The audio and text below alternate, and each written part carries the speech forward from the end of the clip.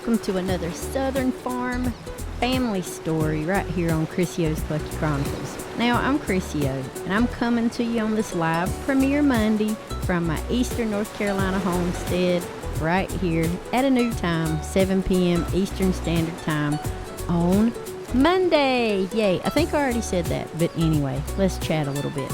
So, tonight, we're going to be heading to Surf City, North Carolina, to the beach. Basically, it was the beach that my family always took us to. We went to Surf City or we went to Topsail Island. Now, I'm doing this just to relive some of my best, sweetest family memories all over at Barnacle Bill's pier. So, if you've got your own beach stories, just drop them in the comments below. You know, I can't wait to read them. So, let's go ahead and dive in. Pun intended.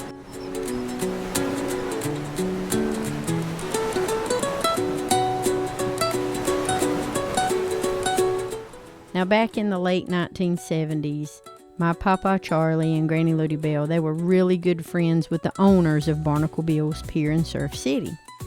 Oddly enough, his name was Charlie as well.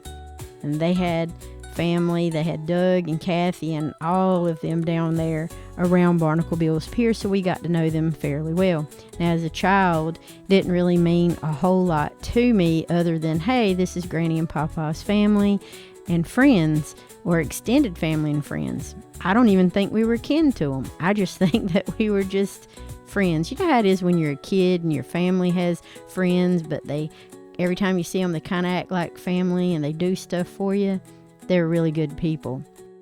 So we always went down to Barnacle Bill's pier in Surf City to fish because that's what my papa wanted to do. Now, that pier as a child was pure magic. It was a long stretch of weathered wood just reaching out into the ocean. And it had a little pier house where all the folks liked to gather and they would buy their fishing supplies. They'd laugh, they'd joke, and you could just feel the salty breeze. And attached to that little pier house was a little restaurant that every once in a while we would be able to eat there. It was a little expensive for us because Granny always cooked, and she always brought our food, and we were always able to stay in places local nearby, like trailers and places like that had a place for us to cook before my aunt had a place down there. So we would always cook or bring sandwiches. But anyway, every once in a blue moon, we got to eat at the restaurant there at Barnacle Bill's, and they had the most wonderful, adorable little shop there. And my favorite of all places was the pool room. I didn't even know what I was doing, but I loved the sound of those cues and the cue sticks and the balls hitting together. And they had a couple little arcade games that I'd like to play there.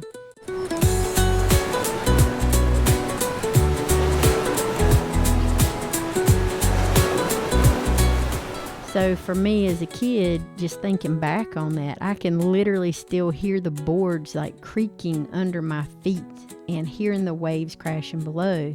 Man, it was just calling us to the beach.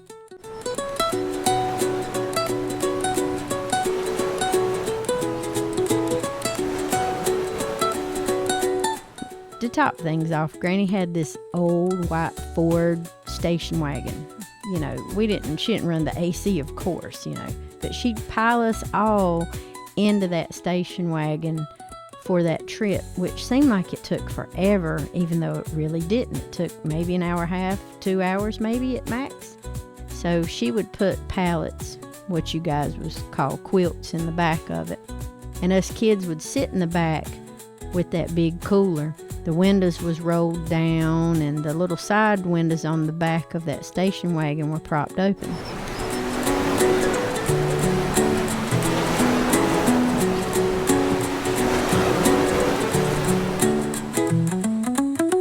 Now, the hot summer air, man, it was just whipping through our hair, and sometimes we would sweat real hard and sometimes we wouldn't, depending on the time of year we went.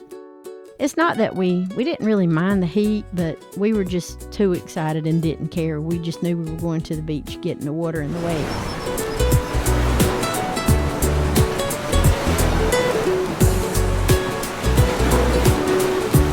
And we drive along this old route And it was long before any of the new highways, bypasses, or interstates were built.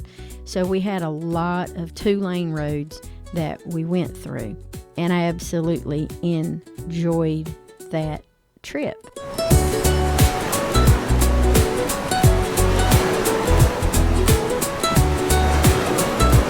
Now, if you've ever had a car ride like that, no AC on, just the windows down, now let me know. You know how it is.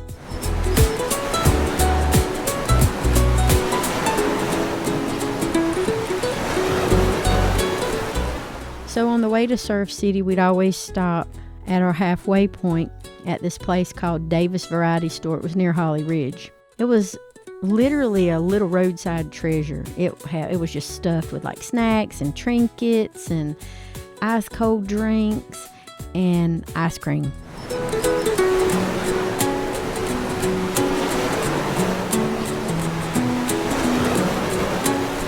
So we'd all just roll out of the station wagon to stretch our legs and beg Granny for ice cream. And usually we would get, like a little small pack of peanuts or a drink, and she'd put peanuts in the drink and we'd share it, because we didn't really get a whole lot from there, if anything at all, other than maybe some gas or something. But that was like our favorite place to stop, because Pa Charlie would always get out and he would get the exact same thing every single time we had to stop there. He would go in, he would talk to the people there that he knew them. I can't recall their names at this point because time passes, memory fails us, but he would always get the same black cherry ice cream. Now, I did taste that black cherry ice cream one time. I didn't like it, so I went right back to my favorite, which was butter pecan, which I absolutely still love to this day.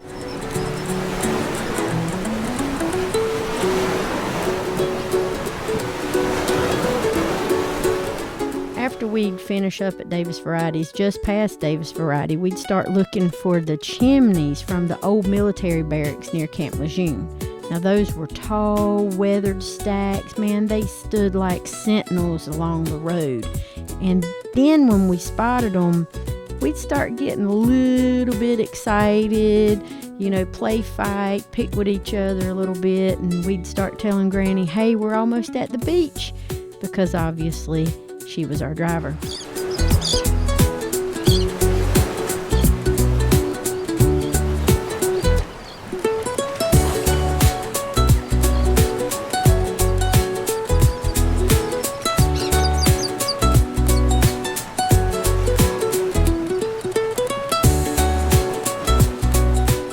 Well, unfortunately, they're gone now, and Camp Lejeune bought up all the property from Davis Variety all the way up to Holly Ridge, and those roads have changed a lot with new highways, just giving more ways to travel to the beach today. But back then, that was the thing that we looked for.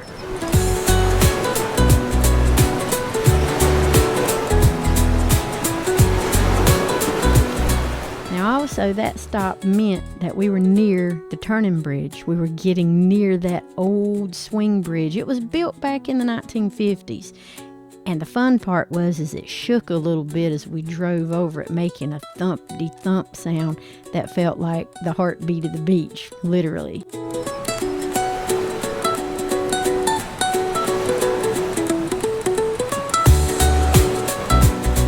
So sometimes we would be the first in line when that bridge had to turn, and man, we'd watch just wide eyes as it swung open for those great big boats and sailboats to pass by.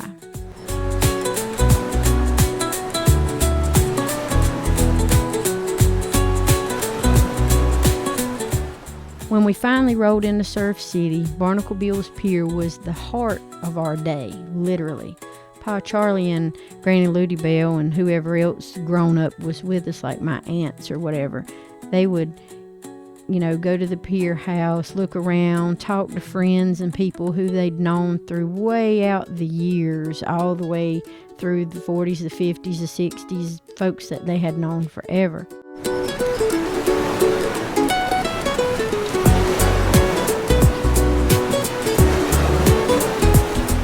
They would be talking and chatting and have a good time. Granny would be setting up the trailer that we had rented. that was down there close by the pier, and the older folks would be setting up ready to fish.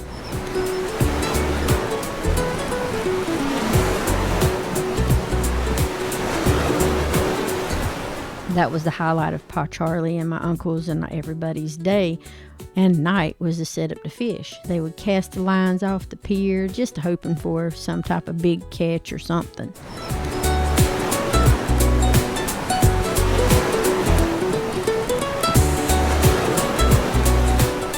Sometimes us kids would fish too, but mostly we'd run down to the beach, kick off our shoes, and just play in the water. My favorite part was hunting for shark's teeth with my aunts in the sand, just sifting through the grains with our fingers and just literally losing our minds every time we found even the tiniest little black triangle, just hoping it was a shark's teeth.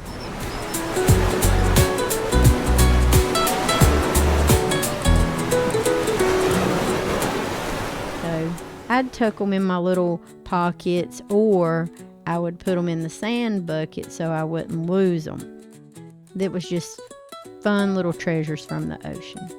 We'd also dig little sand pools near the shore, just big enough to sit in and let the tide wash over us, just giggling, having fun, just waiting for the cool waves to splash in and out.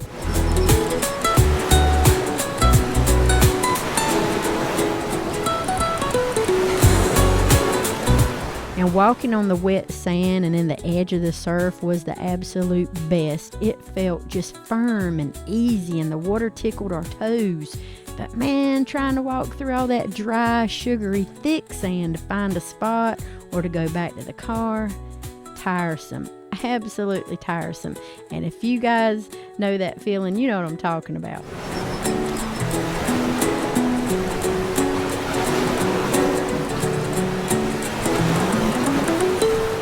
So we would lug our beach gear, coolers, towels, buckets, and every step just felt like we were wading through molasses. Our legs was just itching and burning by the time we reached the station wagon. And it was awful back then, especially in the heat. It was different. You had the dry, sugary sand, then you had the nice, sweet, damp or wet sand that was just wonderful.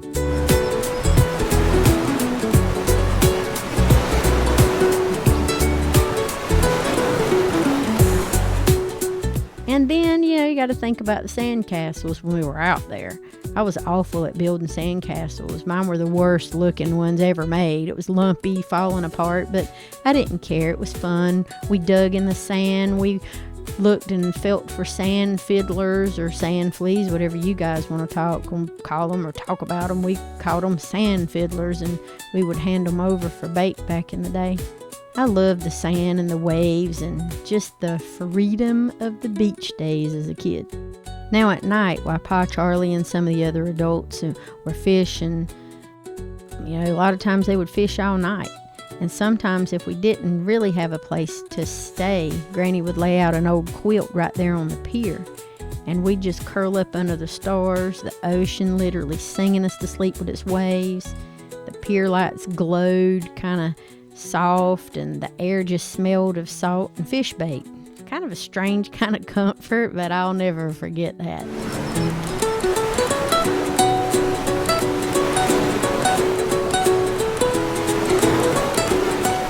And fishing was also fun for me to watch, but I was more about the sand and the stars than the actual catching of it. Now those nights on the piers, wrapped in Granny's quilts, just literally felt like the safest place in the world.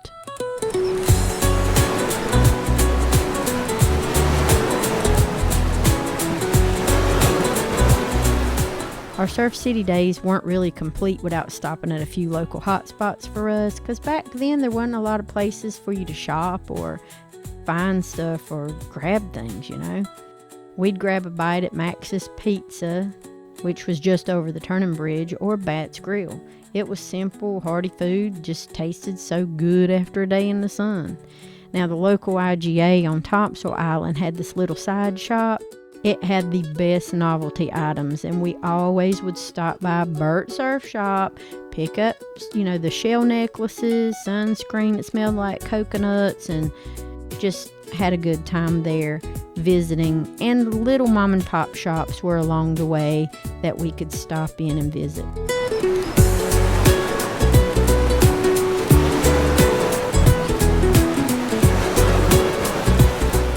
But back then, Surf City wasn't as busy as it is now, so there was no parking fees or anything. It was just wide open public access everywhere. Now, so much has changed since those days from way back. Barnacle Bill's pier is gone now. It was taken out by a hurricane in the mid-1990s, just leaving the pilings as a memory. The old swing bridge was actually replaced in 2018 with a new high-rise bridge. So there's no more shaking or turning.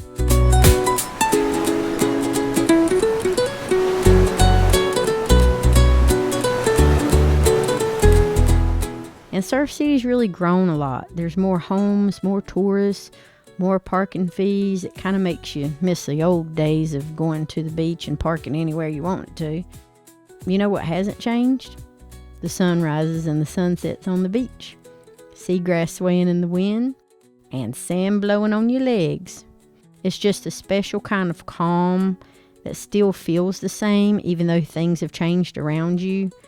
Kind of reminds me of like a warm hug from the past.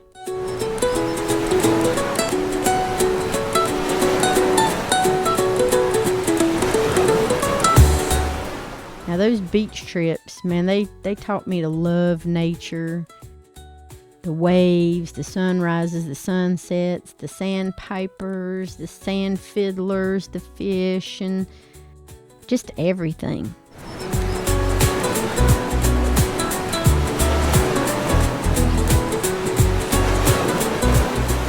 And I kind of bring that same joy to my farm every day, showing you guys. And speaking of which, we had to take a little peek in and check in on the fluffs real quick. They look like they're doing pretty good. I've never seen a chicken at the beach, but I guess it's not impossible.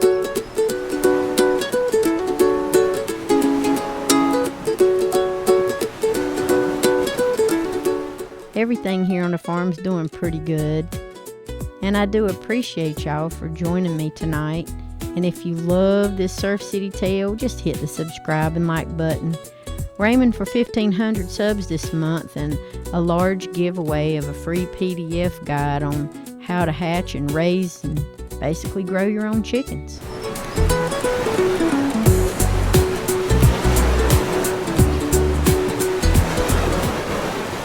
So if you're signed up for the email list, you'll get it.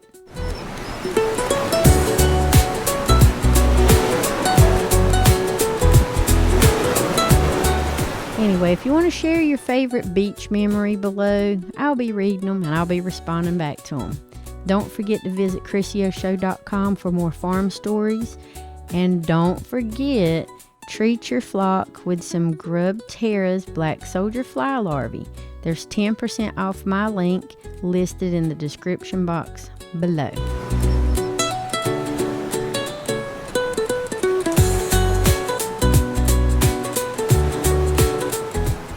So I'll see you guys Wednesday at 7 p.m. Eastern Standard Time for more farm fluffy fun. And I hope you enjoyed this lovely southern farm stories from my time in visiting at Surf City. You guys enjoy. Have a good night. And if you can't be good, just be good at it.